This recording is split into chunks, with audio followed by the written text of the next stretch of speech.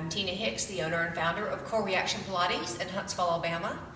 And I'm here today with another video in our Follow Through February series, where I am giving you 10 videos of 8 to 10 minutes each to help you maintain your momentum or maybe get going, get your January resolutions going on through February.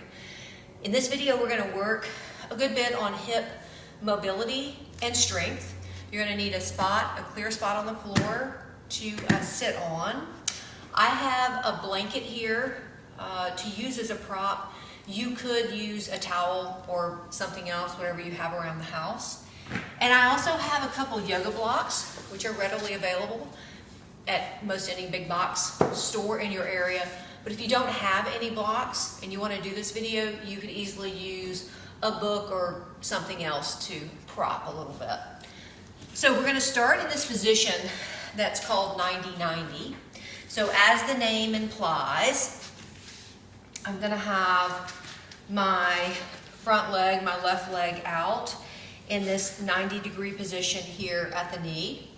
And then the tricky part might be is my back leg, my right leg, is out also in this 90-degree position. The body's tendency might be to sit more like this, but for this you really do want to find that 90 degrees if you can. So if you get here and you feel just really uncomfortable, it's really hard for you to sit, this is where some of your props would come into play. You might put a little height under one or both hips. That might give you a little more comfort in the movement. You might also add a little height over here under your hand for balance. So you just play with your setup to see what works best for you. So once you have this 90 degrees, we're going to work on some internal rotation in here in the hip. All right. So I'm going to drive that knee down into the floor. I'm going to take my right shin and bring it up and then let it come back down. So this movement is originating up high in the hip. And these little teeny tiny muscles that you may not have even known that you have, but trust me, you'll know that you have them when you start this little movement. And you'll notice I'm not moving a whole lot here, right? You may find when you first start this that your foot hardly even comes off the floor. I promise that it will. Just keep working on it.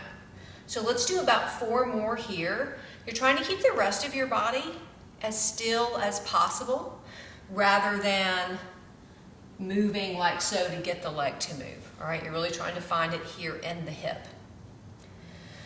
Counting is not one of my strong points. I've already lost count, so let's do 1 more just for good measure. Now you're going to let that foot sink down into the floor. We're going to go to external rotation. So the knee is going to come up and then let that ease back down. And again, you're trying to move the leg here from the hip joint without a lot of translation of the body to accommodate that. This movement might or might not be pretty small, all right? But that's all right, right? That's getting into the hip here, right? And just keep an eye that this thigh is actually staying out. The knee is staying in line here with the hip. The torso, chest, and shoulders is square on to the leg in front of you. Let's do a couple more. All right, so this will feel nice for a moment. If you go ahead and take this leg and swing it around, maybe kind of take it in and out a little bit, that hip may be feeling like it's done a little bit of work. So let's transition to the other side. You may or may not need a prop on the other side, so let's set up first and just see how it goes. So again, you've got right leg here in front, so the right knee is out from this hip and the shin is parallel to your mat here. And then the left leg, tendency might be to have it here, but you really want to move that also to that 90 degrees. And again, if you're feeling like it's really hard to sit up, if you're over here kind of like this, then absolutely put some height under this hip, and or I'll go ahead and use this for this side, and or give yourself a little height here so you can be a little more upright. Okay. All right, so we're going to start with the internal rotation on this left leg. You're going to think about the musculature high up in the hip, and you're going to rotate the shin up. This thigh is going to roll in and then back down. Okay. And as I like to say in the studio, if one side is vastly different than the other, then congratulations, you're normal. Right? So you get your mind around taking this thigh bone, rolling it in, and letting that bring the shin and the foot up. Keeping the rest of the body as relatively still and stable as you can, and square onto the leg in front of you rather than moving with the leg. Let's do about 3 more here. And 2, and then 1. Now you're going to take that foot, it's going to stay down on the floor, and this left knee is going to come up. So now you're going to be thinking a little bit more about the outer hip muscles here, more towards the back, the meat of your glute, if you will. And again, you're trying to keep your upper body and your torso as square on to the leg in front of you as you can. The body really wants to do this because that's a whole lot easier. All right, so small movement. Let's do 3 or 4 more. All right, and so 3, and then 2, and then 1. Go ahead and swing that leg around for just a moment, and you might take it in and out a little bit as well. Now let's take that 90-90 to a little bit more movement. So you're going to set up, so you're sitting mostly on your sits bones here. Your legs are going to be pretty wide. You're going to take both legs and let them windshield wiper to the right.